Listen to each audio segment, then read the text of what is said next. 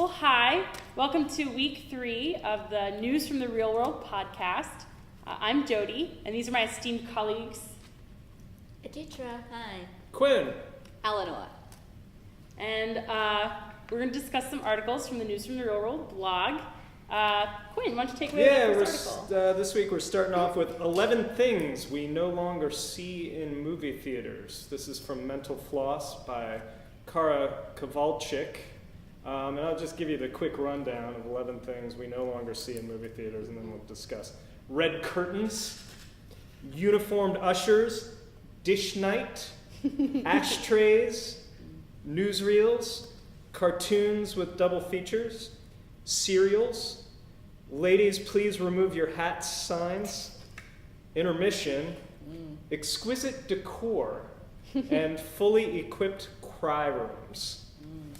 That was the one that actually I found most interesting. I never knew that existed. Fully equipped cry rooms. They had actual soundproof booths where you could take a crying baby and still watch the feature, and the sound would be pumped in through a PA system, and sometimes they'd have nurses on hand to help you with your crying child.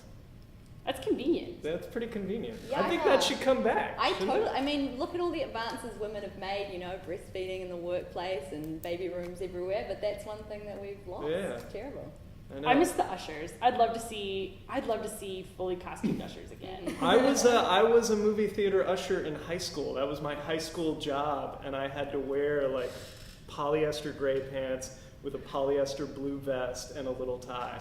And you don't even see that so much anymore. Yeah. They're in like polo shirts. When I went to the movies in India, they had an intermission, except that which was great. And we stood before the start of the movie and sang the national anthem, which was also awesome. But except that the movies today don't really come with an intermission point, so it kind of just cut off in the middle of George Clooney's line. Oh, really? And yet the movies seem to be getting longer and longer. Yeah. See, I think it's because movies have gotten shorter that there aren't intermissions anymore. You used to have big epic films that could be, or musicals that would be 3-4 hours long, and that's just not an encouraged thing from studios anymore, because the more showings you get in a day, the more tickets you sell.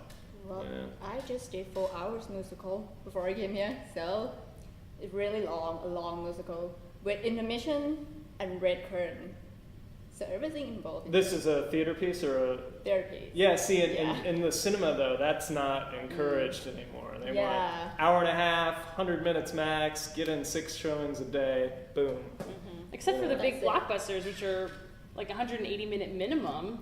Like in the theater world, we would never get away with locking an audience, or not locking, but containing an audience in a space for more than 95 minutes. I mean, you wouldn't get away with that. No, I remember having to pee really bad in Schindler's List when that came out, but the guilt kept me in my seat. Dish night, that's actually an interesting thing. That was a marketing tool that theaters would use where in order to get people to come to the theater, they'd give away a dish, and if you came 12 consecutive weeks, you'd complete a China set. They'd get wholesalers to sell them. I think that's remarkable. I remember there was a whole I Love Lucy plot around this very thing. Lucy trying to, this stuck in my head from youth. Lucy trying to get a gravy boat or something to complete her set. I'm gonna look and that hijinks ensued. Well, that's movies of yesteryear. Movies kind of within our lifetime. This is from Gizmodo.com from Andrew Leciski, 2 Polish writers back to back. Even behind the scenes, that chest-bursting alien is still scary. You guys all remember the movie Alien, Ridley Scott's film from 1979. And of course the famous dinner scene where John Hurt's having a meal with the crew of the ship, and suddenly he starts to gag on his food and an alien pops out of his chest. And actually a funny tidbit, that John Hurt knew what was going to happen, but because obviously they had the apparatus hooked up to him, but the other actors in the scene didn't know exactly what was going to be shot, and so it was actually a surprise to them when suddenly John Hurt's, up chucking his food, and then this thing pops out.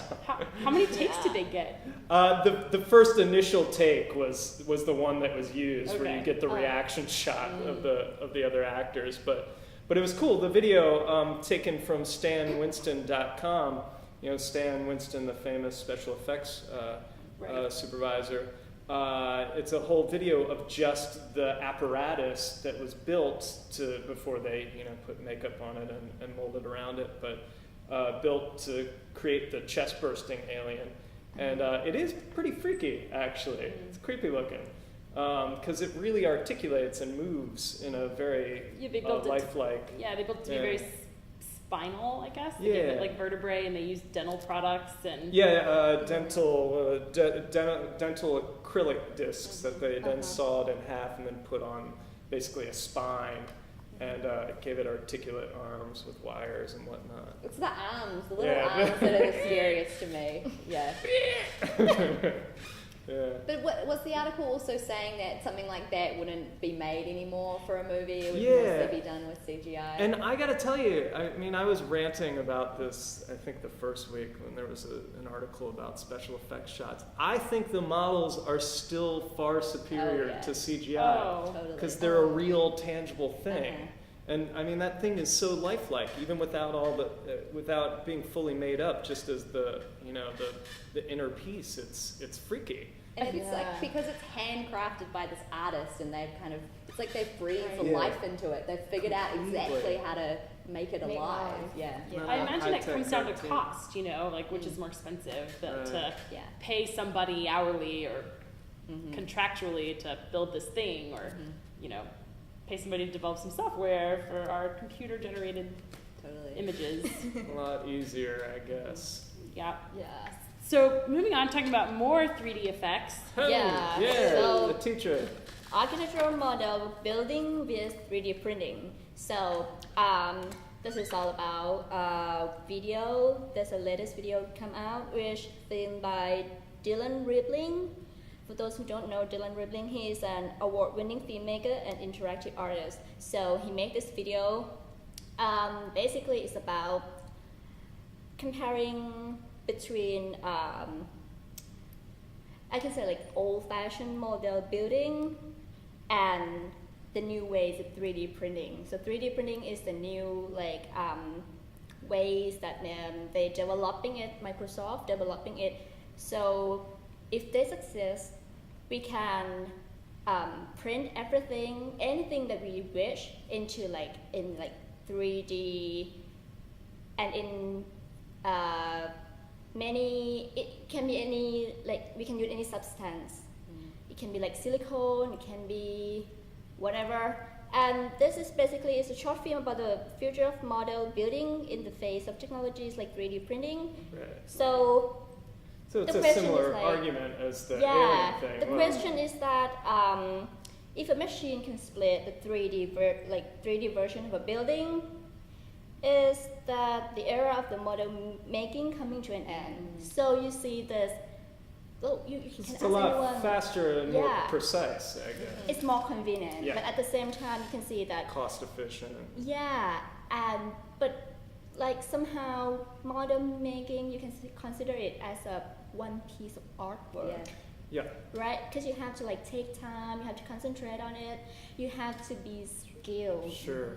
enough to make this beautiful model when you present it to everyone. It's funny, I had a Right. meeting with a set designer yesterday, and we had the same, because I was helping him build the model for a class project. Yeah.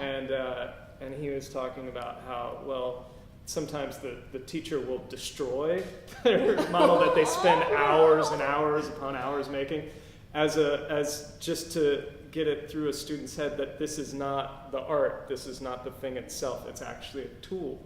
So, in that sense, maybe 3D model making is the way to go if this truly is a tool. I think it's a little different than the alien chest burster, where that is art on some level, whereas the model is a tool to creating the art. It's not the thing itself. Yeah. And in more special effects, there was an interesting article about magnetic dresses. It was 3D sci-fi dresses were made using mega magnets by Liz Stinson. Find it on Wired.com. So basically, these two Dutch folks, one who works in production design, another who's in couture fashion, wanted to experiment with some new materials. And there's this really awesome video that you can watch, which is rather anticlimactic because it does not lead to the showing of the dress. But basically, they use kind of these flexible metallic magnetic materials, and what I found most interesting is that they play with not only things that attract, but things that repel. Right. You know, and the dresses that they use have some flexibility, but they all look like they're made out of spikes. They Yeah, look as uncomfortable as possible. right, but I guess high fashion never looks. yeah, I good. was kind of saying that on a macro. You know those magnets that you can play with on a desk, like it's like that. Yeah, magnet. yeah. It's like that. Except it's more fluid and fabric. But the idea is that you can mold the material to be whatever you want. So I understood the process of them kind of pulling the magnet up and this material kind of rising in these interesting shapes, and that's how they kind of created the dress. But once they've created it, does it still have that flexibility, or is it fixed? I would imagine it has to be fixed, but just like a dress has, Yeah. fabric flows, Right. it can't be still because It seems someone like needs it's to move created in it, as right? the material when the material is hot and it's more. It hasn't fully taken shape. Yeah. I wish instead of It's not having in a fixed shape yet. just photos of the dresses, they would have had a shot of the Totally. model walking in the Yeah. dress. No. And then the video was just of a stool, not a Yeah. dress. So. Because that's what's interesting is like the costume in time and space and what that's doing to it versus Right. like the fixed item. Yeah. It's very dramatic looking, Yeah, certainly. absolutely. Yeah. Yeah. Look right on a Game of Thrones Yeah. character or something. Yeah. For sure. Well, that is it's hot right now. Yeah, So, there you go. Well, that wraps us up for session 1. Join us back in a few minutes for session 2. How we doing, director? It's great. This is gonna be earth-shattering.